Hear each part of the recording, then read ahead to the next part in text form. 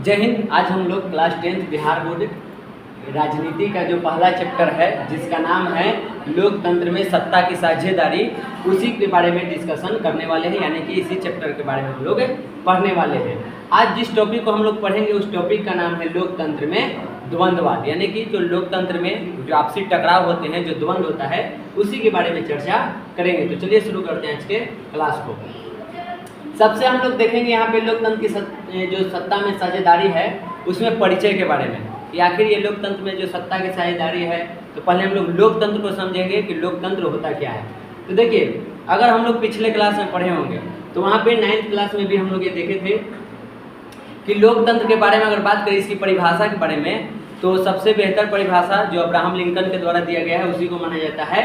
जो परिभाषा दिए थे, लोकतंत्र जनता का, जनता के लिए, जनता के द्वारा शासन है, उसी को हम लोग लोकतंत्र कहते हैं। तो सबसे पहले हम लोग उसी के बारे में पढ़ेंगे।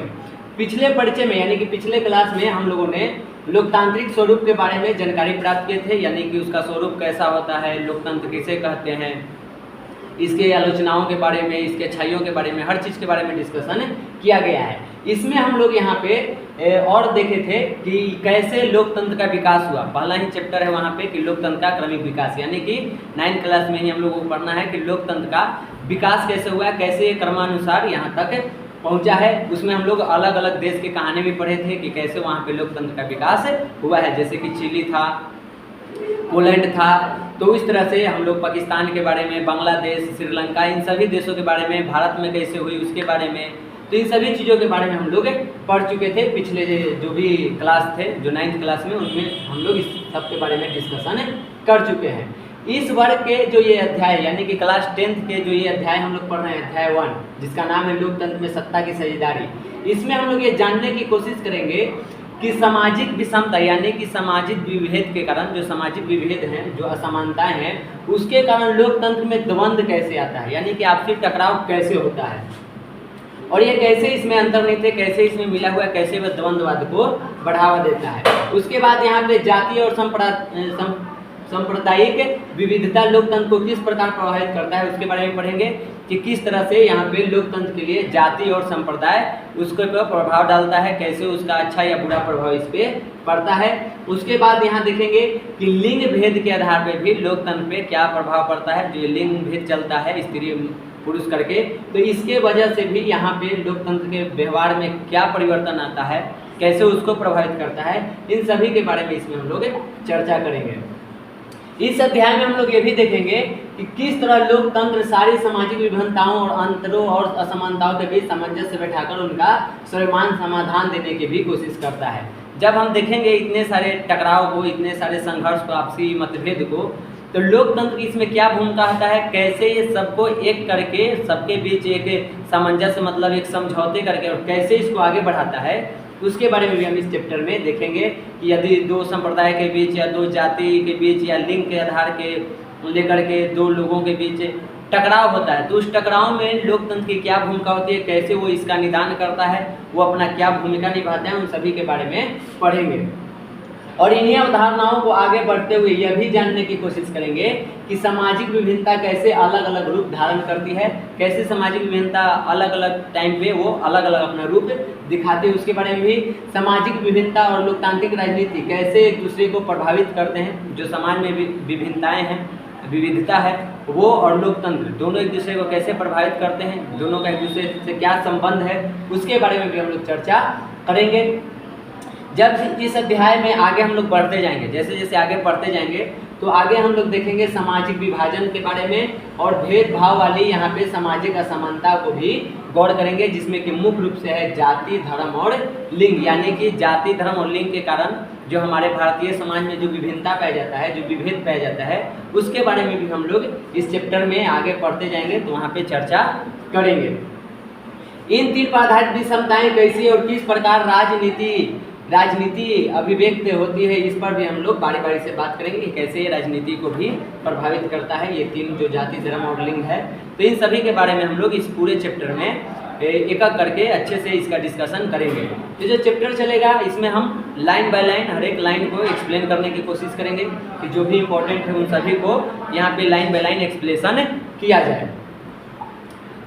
तो यहाँ पे हम लोगों को सबसे पहले यहाँ पे देखना है अब लोकतंत्र में द्वंद्ववाद के बारे में कि लोकतंत्र में जो द्वंद्ववाद होता है वो होता क्या है, किसे कहते हैं। तो सबसे पहले हम लोग यहाँ पे देखेंगे कि लोकतांत्रिक शासन व्यवस्था में लोग ही शासन में केंद्र बिंदु होते हैं, यानी कि लोकतांत्रिक शासन व्यवस्था जहाँ भी होता है वहाँ पे जो भी कार्य किए जाते हैं, जो भी नियम कानून जो भी बनाए जाते हैं वो जनता को ही ध्यान में रख के बनाया जाता है, यानी कि ये पूरे तरह से जनता के लिए ही होता है, वही उसका केंद्र बिंदु है। यानी कि ये जो लोकतांत्रिक शासन व्यवस्था है उसकी परिभाषा के अनुसार देखें तो लोकतंत्र जनता का है, जनता के लिए है और जनता के द्वारा ही है, यानी कि इन तीनों मामले में जनता ही केंद्र बिंदु होता है। तो इस तरह से यहाँ पे लोकतांत्रिक शासन व्यवस्था में केंद्र बिंदु में जनता होता है, उसी के लिए काम किया जाता है। लोकतंत्र एक ऐसी शासन व्यवस्था है जिसमें लोगों के लिए एवं लोगों के द्वारा ही शासन चलाया जाता है। इसके बारे में हम लोग अभी डिस्कस कर चुके हैं।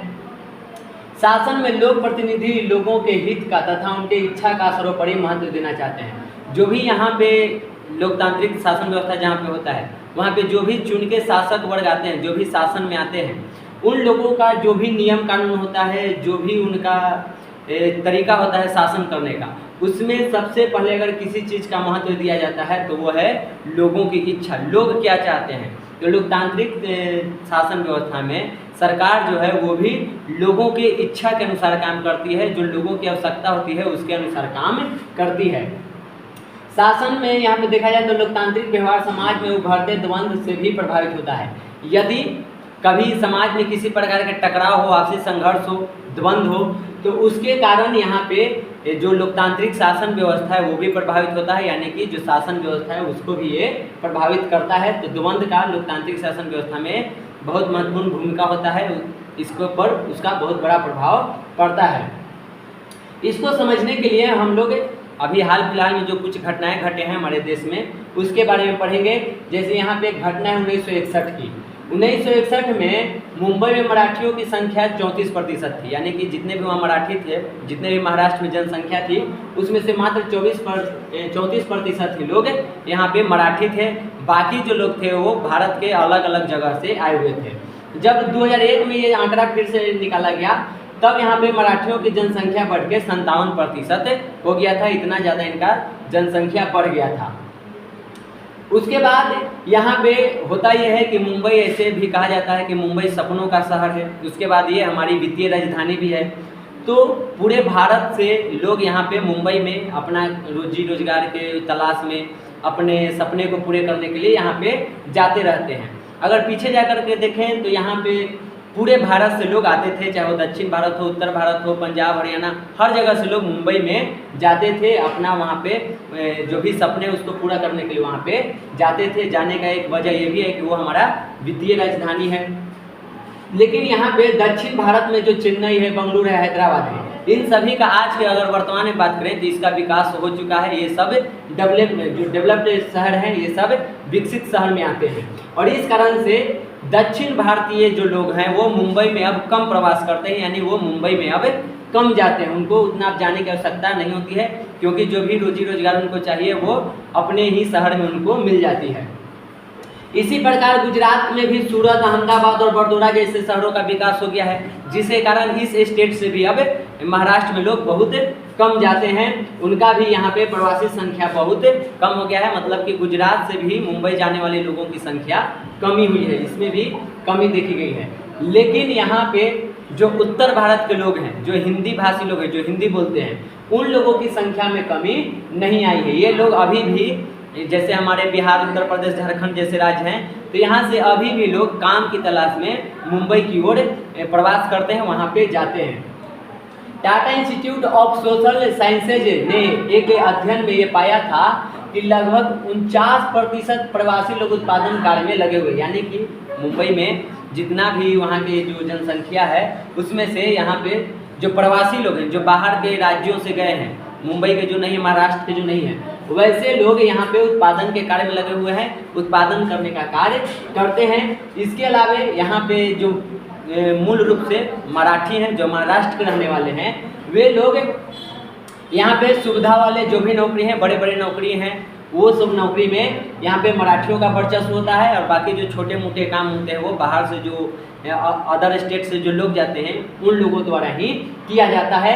और ये जो मराठी लोग हैं जो बड़े बड़े पद पे हैं, अच्छे स्थिति में हैं, विन लोगों के द्वारा यहाँ पे जो भी हिंदी भाषी लोग हैं, यानी जो अदर स्टेट से उत्तर भारत से जो भी लोग जाते हैं उनको दूर दुराया जाता है, यानी कि उनका अपमान किया जाता है, उनको नीचा दिखाया जाता है, उनके साथ दुर्व्यवहार किया जाता है वहाँ के जो मूल निवासी मराठी हैं उनके द्वारा। जबकि यही गरीब उत्तर भारतीय लोग मुंबई में छोटे छोटे रोजगार के जरिए अपना जीवन यापन तो करते ही हैं, साथ ही वे वहाँ के मूल निवासियों को भी अलग अलग तरीकों में अपनी सस्ती सेवाएं भी उपलब्ध कराते हैं। अब यहाँ पे लोग उनको, जो भी मराठी लोग हैं महाराष्ट्र के हैं, वे लोग उत्तर भारतीय लोगों को दुराते रहते हैं, उनके साथ दुर्व्यवहार तो करते रहते हैं, लेकिन एक यहाँ पे वो बात ये भूल जाते हैं कि यहाँ पे जो भी उत्तर भारत से जो भी गरीब लोग वहाँ पे गए हुए हैं वो लोग वहाँ पे छोटे छोटे रोजगार करते हैं, कपड़ा साफ करना या सब्जी चावल बेचना, उसके अलावा गाड़ी सब की सफाइया करना, गार्ड की नौकरी करना, तो ये सब छोटे मोटे ही उनको यहाँ पे नौकरियाँ मिलती है। और इस तरह से कोई चाय के टपरी खोले हुए है, और ये सब छोटे छोटे ज़रूरतें हैं जो हर किसी को यहाँ पे चाहिए होता है। और जो ये मराठी लोग हैं उनकी इन छोटे छोटे आवश्यकताओं की पूर्ति यहाँ के जो उत्तर भारतीय के लोग हैं इन्हीं के द्वारा होता है, क्योंकि जो मराठी लोग हैं वो ज़्यादातर संख्या में तो वे लोग ऊंचे पद पे हैं, तो ये सब छोटे मोटे जो काम है वो उत्तर भारतीय लोग ही करते हैं। इससे उत्तर भारतीयों का अपना जीवन यापन तो होता ही है, साथ ही साथ जो मराठी हैं उनको भी सुविधा देते हैं। लेकिन फिर यहाँ पे जब इनके साथ दुर्व्यवहार किया जाता है, उनको दूर दुराया जाता है, तो ये कहीं से सही नहीं दिखता है। एक तरह से ये कहीं से भी ना तो हमारे देश के लोकतांत्रिक शासन व्यवस्था के लिए बेहतर है और ना ही इंसानियत के लिए सही है। हम लोग जानते हैं कि यहाँ पे जितने भी जीव जंतु हैं पृथ्वी पर सभी एक दूसरे से जुड़े हुए हैं, हर कोई एक दूसरे पर डिपेंड है। तो अगर हम लोग भारत की बात करें तो भारत सभी भारतीयों का देश है। हमारे संविधान में ही लिखा हुआ है कि भारत जो है वो सभी भारतीयों का है। तो इस हिसाब से जो मुंबई है, मुंबई भी सभी भारतीयों का हुआ, कोई भी कहीं भी आ सकता है, जा सकता है, रह सकता है। हमारे अनुच्छेद 19 में भी, संविधान की जो अनुच्छेद 19 है उसमें भी हमें ये आज़ादी दी हुई है कि हम लोग कहीं भी आ सकते हैं, जा सकते हैं, रोजगार कर सकते हैं, रह सकते हैं, बच सकते हैं। तो ये सब काम हम कर सकते हैं, ये अधिकार हमें संविधान ही देता है, ये मौलिक अधिकार में ही आता है। तो ऐसे में अगर भारत सभी भारतीयों का है तो उस हिसाब से पूरे भारत में कोई भी शहर हो, कोई भी जगह हो, वो सबके लिए है। तो ऐसे में मुंबई भी सभी भारतीयों का है, सभी का एक प्रदेश, वहाँ पे कोई भी जा सकता है, अपना रोजी रोजगार जो भी करना चाहे वो कर सकता है। मुंबई में भारत सरकार के कई सार्वजनिक उपक्रम हैं जिससे जनता की कमाई का काफ़ी पैसा लगा है। यहाँ पे मुंबई में बहुत से ऐसे बड़े बड़े उद्योग हैं, कंपनी हैं, संस्था हैं जिसमें सरकार का बहुत सारा पैसा लगा हुआ है और वहाँ पे रोजगार के चांसेज ज़्यादा है, वहाँ पे रोजगार ज़्यादा मात्रा में मिलते हैं। इसलिए जो उत्तर के भारत के लोग हैं वो लोग काम की तलाश में वहाँ पे प्रवास भी करते हैं। अब यहाँ पे हम लोग मुख्य रूप से बात करें तो जो उत्तर प्रदेश और बिहार है, ये सब जो पिछड़े हुए राज्य हैं, यहाँ के राज्य में जो बैंक है, बैंक में लोगों ने जितनी राशि जमा की उसका 1/4 हिस्सा ही वहाँ ऋण के रूप में दिया जाता है। और यही वजह है कि मुंबई आज भारत की वित्तीय राजधानी है। तो देखिए, जो भी हमारे यहाँ बिहार में या उत्तर प्रदेश, झारखंड जैसे राज्यों में जो भी वित्तीय संस्था हैं, जहाँ पे लोग, जो भी बैंक है जहाँ पे लोग अपने पैसे को डिपॉजिट करते हैं, जमा करते हैं, तो हम सभी जानते हैं कि बैंक पैसे को अपने पास रखता नहीं है, वो कुछ हिस्सा अपने पास रख के बाकी जो भी उद्योगपति हैं उन लोगों को लोन के रूप में दे देती है। तो यहाँ पे उत्तर प्रदेश और बिहार के जो भी लोग हैं, जितने भी पैसा वो अपने बैंक में जमा करते हैं उसका ज़्यादातर हिस्सा तो मुंबई चला जाता है। वहाँ के लोग लोन के रूप में रोजगार ये सब करने के लिए ले लेते हैं, तो यहाँ के पैसा तो वहाँ चला जाता है और वहाँ पे इतना ज़्यादा पैसा इन्वेस्ट होने और इनकम भी होता है, जितना इन्वेस्ट होता है उसी तरह से यहाँ पे इनकम भी होता है। इस कारण से मुंबई को वित्तीय राजधानी भी कहा जाता है। यहाँ से एक इम्पोर्टेंट सवाल ये पूछा जाता है कि भारत की वित्तीय राजधानी किसे कहते हैं, तो याद रखेंगे मुंबई को। तो हम लोग यहाँ डिस्कस कर रहे थे इसके बारे में कि यहाँ की जितने भी पैसे हैं उसका ज़्यादातर हिस्सा तो चला जा रहा है मुंबई में। तो ज़्यादातर रोजगार का जो सुविधा उपलब्ध होगा वो वहीं पे होगा, रोजगार का जो सृजन होगा वो वहीं पे होगा, मुंबई में होगा। तो ऐसे में जब बिहार में या उत्तर प्रदेश में जब रोजगार की कमी होगी तो लोग रोजगार के तलाश में मुंबई में जाएंगे ही। जब यहाँ पे रोजगार नहीं मिलेगा तो तलाश करते हुए वो मुंबई की ओर जो भी विकसित शहर है वहाँ पे जाएंगे। तो पिछले कुछ दिनों में यहाँ पे राजनेताओं के तुष्टीकरण, राजनीति अपेक्षा की पूर्ति हेतु मराठी मानुष की भावना भड़काकर उत्तर हिंदी भाषी क्षेत्रों के नागरिकों को बेरहमी से पीटा गया और मुंबई छोड़ने के लिए मजबूर किया गया है। गड़बड़ क्या हो जा रहा है कि यहाँ से जो लोग काम करने जा रहे हैं मुंबई में या किसी भी बड़े शहर में, विकसित शहर में, तो मुंबई की जो कहानी हम लोग पढ़े तो यहाँ पे क्या हुआ है कि पिछले कुछ दशक में देखें तो कुछ राजनेता अपनी इच्छाओं के लिए, अपने फायदे के लिए, अपने यहाँ पे राजनीति जो भी उनका फायदा होने वाला है उसके लिए मराठी जो भी लोग हैं उनके भावनाओं को भड़का करके और यहाँ पे उत्तर भारतीयों के बीच और मराठियों के बीच एक संघर्ष पैदा कर देते हैं, उनके बीच मारपीट जैसे स्थिति को पैदा कर देते हैं। और पिछले कई दशक में ये भी देखा गया है कि यहाँ पे जो मराठी लोग हैं उन लोगों ने जो उत्तर भारत के लोग हैं उनको उनके साथ मारपीट किया और उनको मुंबई छोड़ने के लिए मजबूर किया। और इसमें जो वहाँ की सरकार थी उसकी भी इसमें हाथ थी, वो लोग भी इसमें शामिल थे, उन भड़काने का काम उन्हीं का था। इस मारपीट में कई लोगों की मृत्यु भी हो गई थी। तो अगर इस तरह से ये चलता रहे, जैसे मुंबई में और उत्तर भारतीयों के बीच जो टकराव हो रहा है, इसी को हम लोग द्वंद्ववाद कहते हैं। अगर इस तरह का ये द्वंद्ववाद चलेगा तो हम लोग कभी नहीं कह सकते हैं कि भारत में लोकतंत्र रहेगा, इसका महत्व है कुछ। तो लोकतंत्र में तो सबको एक समान होता है, पूरा देश हम सभी का है। तो ऐसे में किसी भी राज्य में किसी व्यक्ति के साथ क्षेत्र विशेष पर अगर इस तरह की घटनाएं की जाती है तो ये कहीं से भी लोकतंत्र के लिए सही नहीं मानी जाएगी। तो ये एक तरह से हमारा लोकतंत्र में द्वंद्ववाद यहाँ पे देखने को मिलता है कि कैसे आपसी टकराव होता है। इसके अलावा हम लोग देखें तो रेलवे भर्ती बोर्ड की जो परीक्षा हुई थी मैसूर में, वहाँ भी बिहारी छात्रों के साथ मारपीट किया गया था। यहाँ भी जो हो रहा है, जो मैसूर है इलाका, तो वहाँ पे भी जब लोग यहाँ से परीक्षा देने के लिए गए थे रेलवे बोर्ड की, तो वहाँ पे भी बिहारियों के साथ मारपीट की जाती है। तो अगर वहाँ भी की जाती है, फिर अगर वहाँ के लोग यहाँ आएंगे तो यहाँ के लोग उनको पीटेंगे। तो इस तरह से तो कभी भारत में एकता नहीं आएगी, कभी भी लोकतंत्र यहाँ पे सफल नहीं हो सकता है। इसी प्रकार उत्तर पूर्व असम राज्य में भी बिहारियों की हत्या की गई है। यहाँ यह भी ध्यान देने की बात है कि जितना भी ये हिंसा हुआ है और जो भी लोग इस हिंसा के शिकार हुए हैं वो किसी विशेष यहाँ पे जाति, धर्म या संप्रदाय के नाम पर वहाँ पे उनको मारा पीटा नहीं गया है, बल्कि यहाँ पे जो द्वंद्ववाद देखने को मिला है, जो टकराव देखने को मिला है, उसमें जाति, धर्म, संप्रदाय नहीं है बल्कि क्षेत्र है। क्षेत्र के नाम पे ही वहाँ पे हुआ है। जो भी बिहारी थे वो चाहे किसी भी जाति के हों, किसी भी धर्म के हो या किसी भी समुदाय से हो, फर्क नहीं पड़ता है, बिहारी थे तो उनको मारा गया। तो इस तरह से यहाँ पे जो भी घटनाएं घटी है मुंबई में या मैसूर में या असम में, तो ये सभी घटनाएं जो है वो क्षेत्रवाद पे आधारित है, यानी कि क्षेत्र के नाम पर ये घटनाएं घटी है। दूसरे शब्दों में अगर हम देखें तो मुंबई और मैसूर में हिंसात्मक कार्रवाई का आधार क्षेत्रीय विभाजन थे, यानी कि क्षेत्र के नाम पर ये जो बटा हुआ है इसी के आधार पर ये जो द्वंद्व है वो देखने को मिलता है। और निश्चित रूप से यह लोकतंत्र के स्थापित सिद्धांत देश के किसी भी भाग में रहने तथा निवास स्थान बनाने की स्वतंत्रता के विरुद्ध व्यवहार है। हम लोग पढ़े हैं, बताएं अभी कि जो अनुच्छेद 19 है उसमें हम लोगों को यह अधिकार मिलता है कि हम कहीं भी जा सकते हैं, रोजगार कर सकते हैं, रह सकते हैं। अब ऐसे में क्षेत्र के आधार पर किसी के साथ दुर्व्यवहार किया जा रहा है, उसके साथ मारपीट किया जा रहा है। अगर कोई मैसूर या मुंबई से बिहार आता है और उसको इसलिए मारा जा रहा है कि आप मराठी हैं या मैसूर से हैं तो आप यहाँ नहीं रह सकते हैं, या यहाँ के लोग वहाँ जाते हैं और वहाँ पीटा जा रहा है, तो ये कहीं से भी लोकतंत्र के जो सिद्धांत थे उसके आधार पर ये काम नहीं करता है। लोकतंत्र में हमारे संविधान में जो स्वतंत्रता दी गई है, जो अनुच्छेद 19 कहता है, उसका पूरे तरह से उल्लंघन करता है, उसको कहीं से ये फॉलो नहीं करता है।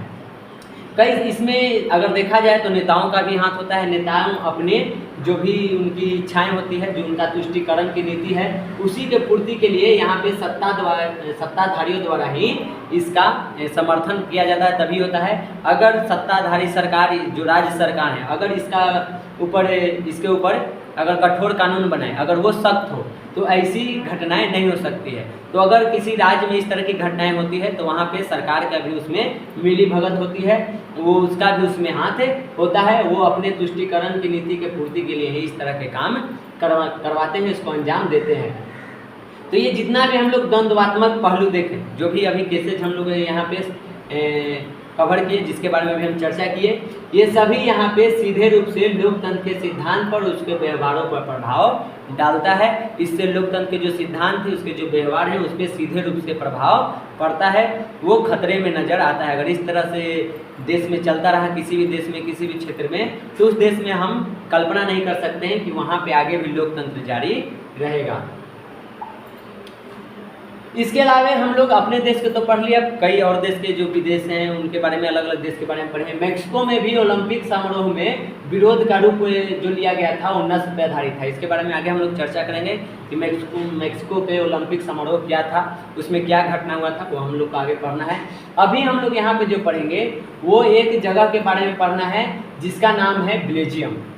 अब बेल्जियम के बारे में हम लोग को देखना यहाँ है कि बेल्जियम में देश के 59% हिस्सा फ्लेमिश इलाके में रहता है और डच बोलता है। यानी कि अगर बेल्जियम के हम लोग यहाँ पे जो मैप देखें तो यहाँ पे जो बेल्जियम है, यहाँ से हम लोग देखते हैं कि बेल्जियम में जो 59% हिस्सा है वो इस इलाके में रहते हैं। जितनी बेल्जियम की जनसंख्या है उस जनसंख्या का 59% ये जो रेड कलर का जो बनाया गया है इस इलाके में रहते हैं। और यहाँ के लोग बोलते क्या हैं, तो वो लोग बोलते हैं डच भाषा को।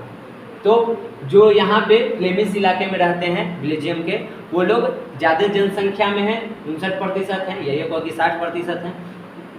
तो 59% जनसंख्या जो है वो डच भाषा को बोलते हैं। वहीं दूसरे तरफ देखा जाए तो ये है बेलोनिया, और बेलोनिया में टोटल देश की लगभग 40% जनसंख्या रहती है और ये लोग यहाँ पे फ्रेंच बोलते हैं।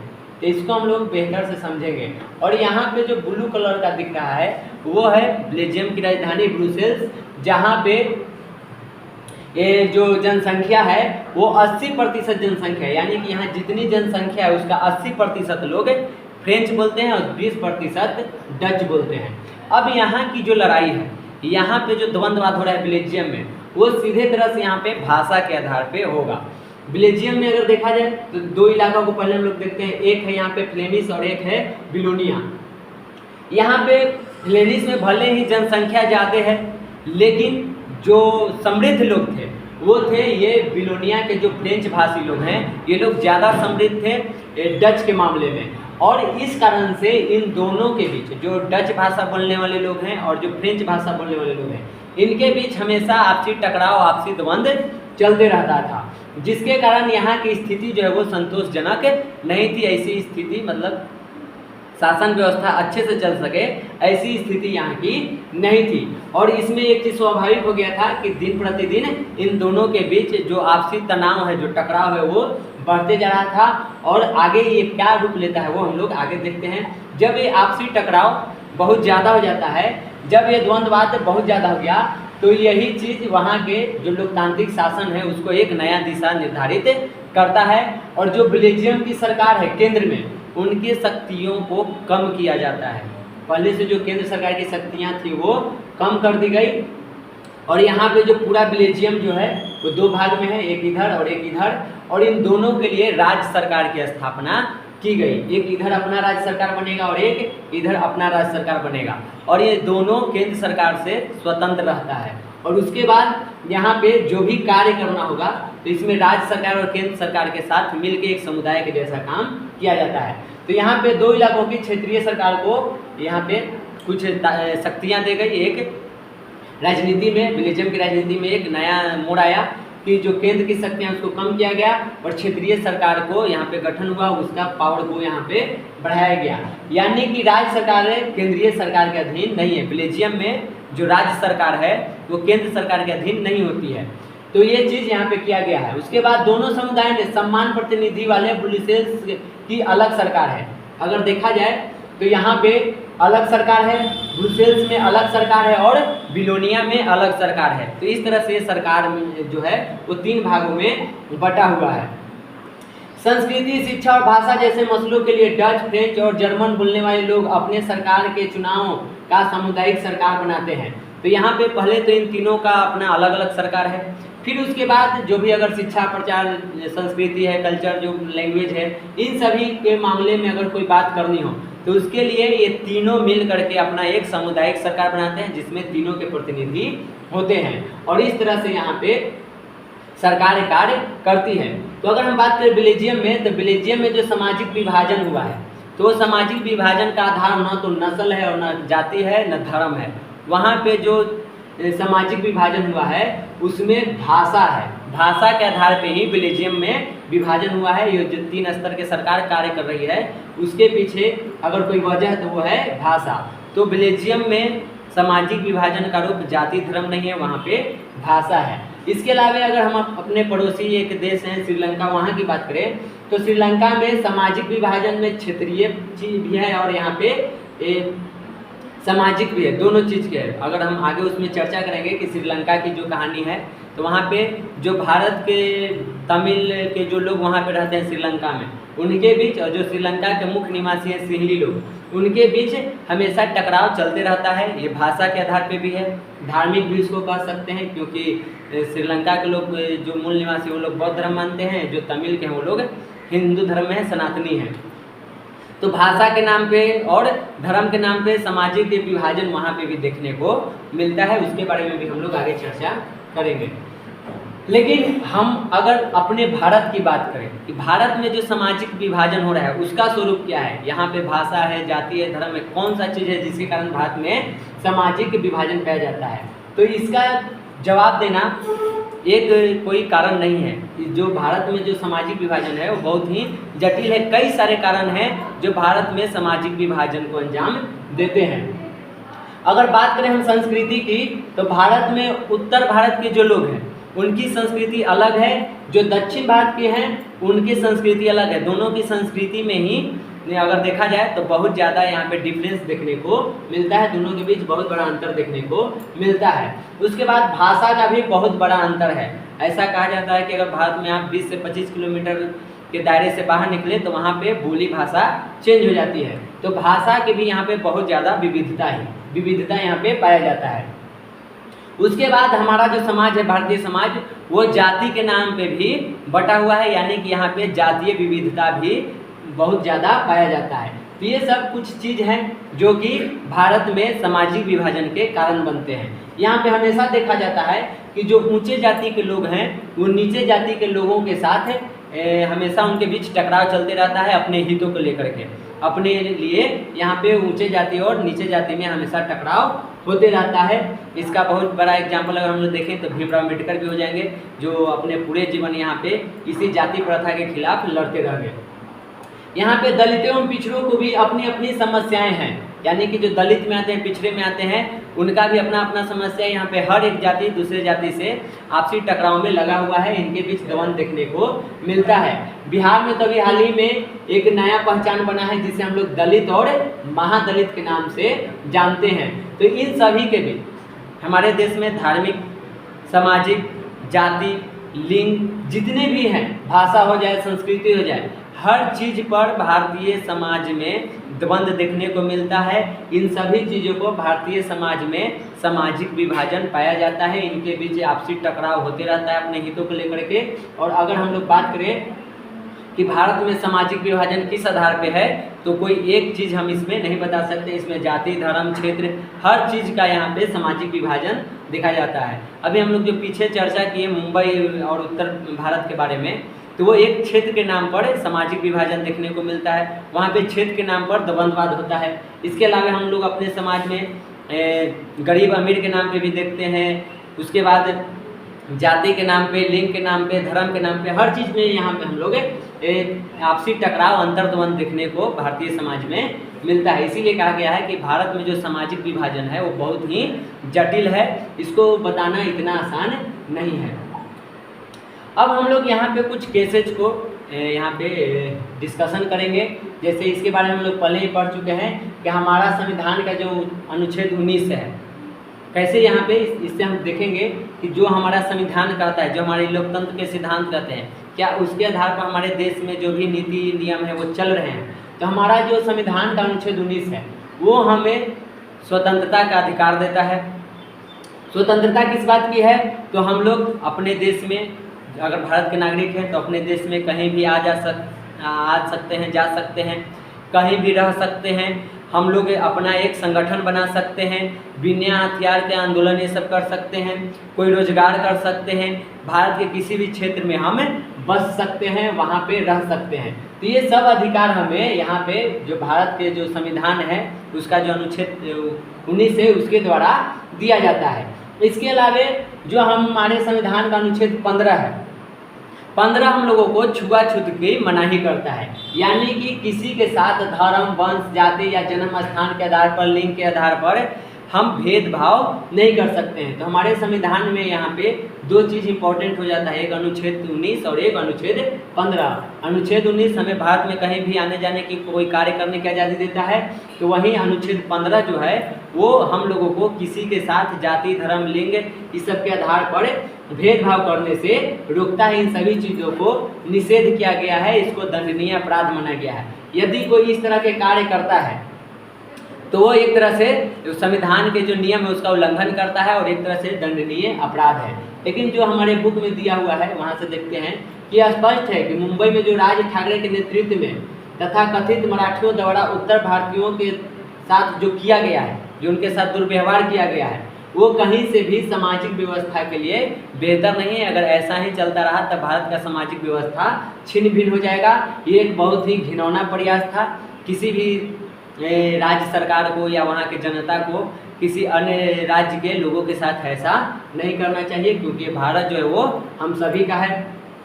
तो अगर इस तरह के कार्य होते हैं तो इसके लिए कठोर दंड की व्यवस्था करने की भी ज़रूरत है।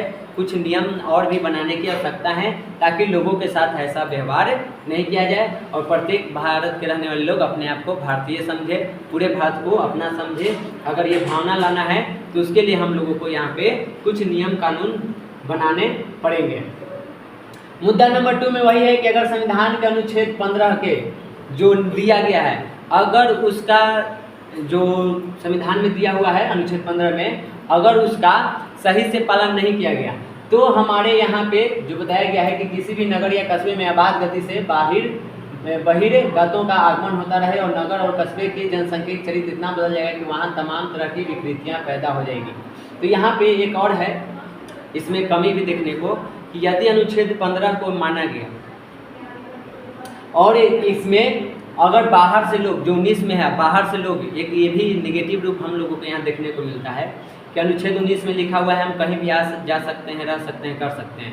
लेकिन मान लीजिए कि बिहार सरकार कोई कार्य न करे और बिहार सरकार के यहाँ के जितना भी जनते हैं बिहार के, वो सभी जनता, यहाँ के लोग रोजगार के तलाश में मुंबई चले जाए या अदर स्टेट में या दूसरे बड़े शहर में चले जाएँ, तो वहाँ पे तो जनसंख्या बहुत ज़्यादा हो जाएगा और वहाँ की जनसंख्या को मेंटेन करने का जो जिम्मेवारी है वो वहाँ की जो राज्य सरकार है उसके ऊपर आ जाएगा। तो अगर एक तरह से देखा जाए तो उसमें उस सरकार की भी गलती नहीं है। यहाँ पे अगर गलती है तो हमारे बिहार सरकार की या जो उत्तर भारत में जो भी राज्य की सरकारें हैं उनकी भी गलती है। अगर वो अपने ही राज्य में रोजगार का सृजन करे, रोजगार की व्यवस्था करे, तो कोई अपना राज्य छोड़ के, अपना शहर, अपना गांव, घर छोड़ के क्यों बाहर जाएगा। तो यहाँ पे हमारे यहाँ की सरकार की भी एक कमी है कि वो यहाँ के लोगों को रोजगार उपलब्ध नहीं करवा पाते हैं, जिसके कारण से ये लोग दूसरे राज्य में प्रवास करते हैं और वहाँ पे जनसंख्या इतना ज़्यादा बढ़ जाता है, इतने सारी यहाँ पे विकृतियाँ पैदा हो जाती है कि सरकार उसको हैंडल नहीं कर पाती है और तब जाकर के इस तरह के घटना का अंजाम भुगतना पड़ता है। तो अगर इस तरह से ये चीज़ होने लगे तो जिस राज्य में यहाँ से, मान लीजिए कि यहाँ से मुंबई ही गए, तो वहाँ के जो भी संसाधन हैं, जो भी स्रोत है, उन सब का दोहन तो हम लोग भी करेंगे, तो वहाँ के तो कम हो जाएगा। तो ऐसे में उनका अस्तित्व, जो मान लो अगर हम लोग पढ़ रहे हैं महाराष्ट्र के केस को, तो वहीं पे हम देखते हैं कि यहाँ से सब लोग वहाँ चले जाएंगे, तो इस तरह से तो मराठियों का अस्तित्व ही संकट में आ जाएगा, उनका ही अस्तित्व मिटने पे आ जाएगा। तो ऐसे में यहाँ पे उपद्रवी जो भी कार्रवाई है, ये आपसी द्वंद्व है, वो तो पैदा होगा ही। तो ये चीज़ हो सकता है। तो ऐसे में यहाँ पे ध्यान देना चाहिए कि सरकार जो है, जो राज्य सरकार है, वो भी इस बात को ध्यान दे कि उनके देश की जो जनता है उनको बाहर रोजगार की तलाश में न जाना पड़े। अगर ऐसा नहीं किया गया तो मुंबई, दिल्ली, कोलकाता जैसे और भी बड़े बड़े जो शहर हैं वहाँ पे नागरिक सुविधा जो है वो चरमराने लगेगी, वो कम होने लगेगी। तो यहाँ पे दो तरह के हम लोग केस अभी तक देखें। एक कि हमारा संविधान हम लोगों को कहीं भी आने जाने का सुविधा देता है, रोजगार करने का सुविधा देता है, लेकिन इसका मतलब ये नहीं है कि सभी किसी एक राज्य में जा कर के वहाँ पे बस जाएं। तो वहाँ की जो संसाधन है, वहाँ की जो आर्थिक स्थिति है, वहाँ की जो जनसंख्या है, हर चीज़ का वहाँ पे इसका बुरा प्रभाव पड़ेगा, दुष्परिणाम इसका आएगा। तो ज़रूरत है यहाँ पे कि हर राज्य अपने राज्य की जनता को, वहाँ के लोगों को वहीं पे रोजगार की व्यवस्था करवाए। अगर ऐसा किया जाए तभी हमारा जो लोकतंत्र है, जो लोकतंत्र के सिद्धांत है वो सही रह पाएगा। अगर ऐसा नहीं होता है तो आगे चल करके यहाँ पे इस तरह की जो भी घटनाएं देखने को मिलती है मुंबई, मैसूर में, उस तरह की घटनाएं हमेशा होती रहेगी। तो अगर ये सब चीज़ों को ख़त्म करना है तो जरूरी है कि राजनेता अपने राजनीतिक लाभ के लिए देश की संहिता और जो अखंडता है उसके साथ खिलवाड़ ना करे, उसका चकनाचूर ना करे, बल्कि इसको बना के रखें और अपने ही राज्य में, अपने ही जो भी राज्य के लोग हैं उनको वहीं पे रोजगार की व्यवस्था करें। केस नंबर 3 है यहाँ पे जाति और नस्ल। देखिए, जाति और नस्ल जो है ये दोनों एक जैसा नहीं है, क्योंकि यहाँ पे जाति जो है वो सामाजिक है, इसका आधार सामाजिक है, यानी कि जाति को समाज ने बनाया है, जबकि नस्ल जो है वो एक जीव शास्त्री है, यानी कि ये एक तरह से कहें कि प्राकृतिक है। कोई व्यक्ति किस नस्ल में जन्म लेगा ये किसी को नहीं पता है, लेकिन जाति जो बनाया गया है वो मनुष्य के द्वारा बनाया गया है और ये एक तरह से सामाजिक होता है। तो ये दोनों भी एक तरह से यहाँ पे हमारे सामाजिक जो भी भारतीय समाज है वहाँ पे ये भी एक विभाजन का रूप का एक कारण है। जो विभाजन है, जो द्वंद्ववाद है, उसमें जाति और नस्ल भी यहाँ पे सामाजिक विभाजन का कारण बनता है। अब इसमें हम लोग जाति जो है वो पूर्णतः सामाजिक आधार पर स्थित है, मतलब सामाजिक आधार पर ये चलता है, ये इसका आधार ही सामाजिक होता है। तो ऐसे में ये टकराव हमेशा चलते रहता है। उसके बाद मुद्दा नंबर 4 देखें तो नस्ल विशुद्ध रूप से जीवशास्त्री नहीं है। अगर हम लोग नस्ल की भी बात करें तो पूरे तरह से ये जीवशास्त्री नहीं है। यह भी हमारे समाज में जाति की तरह ही काफ़ी हद तक समाजशास्त्री और वैधानिक वर्गीकरण है, जो लोकतांत्रिक देश के लिए द्वंद्व का एक विध्वंसकारी तत्व है। ऐसे में इन परिस्थितियों का प्रतिकार होना चाहिए। हम लोग ये तो जानते हैं कि जो जाति है वो एक तरह से समाज के लोगों ने ही बनाया है, इसको प्रकृति ने नहीं बनाया। लेकिन जो नस्ल है वो प्रकृति ने बनाया है, ये जीवशास्त्री है, लेकिन पूर्णतः आज के टाइम पे ये प्राकृतिक नहीं रह गया है, क्योंकि इसे भी समाज के लोग समाज से जोड़ दिए हैं और यहाँ पे इसके आधार पे भी भेदभाव किया जाता है। जाति के नाम पे तो किया ही जाता है, नस्ल के आधार पे कि आप पुरुष हैं, आप महिला, इस आधार पे भी हमारे समाज में यहाँ पे भेदभाव किया जाता है और ये आगे चल के हमारे देश के लिए द्वंद्व का कारण बनता है, यानी कि आपसी टकराव का कारण बनता है। और इससे कहीं से भी लोकतंत्र को फायदा नहीं है, बल्कि इससे सिर्फ और सिर्फ नुकसान है माना जाता है। इससे लोकतंत्र का जो सिद्धांत है वो खतरे में पड़ जाएगा। अतः इन सब चीज़ों के निपटारा के लिए कुछ नियम कानून की आवश्यकता है, इन सब चीज़ों को मिटाने की आवश्यकता है। जो भी जाति धर्म नस्ल चल रहे हैं उन सबों को ख़त्म करने की आवश्यकता है। इन सब का प्रतिकार होना चाहिए, इनकी उपेक्षा करनी चाहिए और एक समानता वाले समाज की स्थापना करना चाहिए, जहाँ पे संसाधन में सबका हकदार हो, सब कोई मिल के रहे, सब कोई इसका सही से उपयोग करे और हर कोई अपने आप को भारतीय होने पे गर्व करे और सभी संसाधनों का सही तरीके से उपयोग करके एक आनंदित जीवन को यहाँ पे अपना जीवन जिए। तो इसके लिए इन सब चीज़ों को ज़रूरत होता है। आज के लिए हम लोग इस वीडियो को यहीं पे रोकते हैं। आज हम लोग अपना क्लास यहीं ख़त्म करते हैं। आगे अभी इस चैप्टर में जो भी है जाति धर्म संप्रदाय, जो भी सामाजिक विभाजन सामाजिक विभेद, उन सभी जो भी टॉपिक हैं उन सब पर हम लोग एक एक करके चर्चा करेंगे। तो आज के लिए इतना ही, मिलते हैं अगले वीडियो में। तब तक के लिए जय हिंद।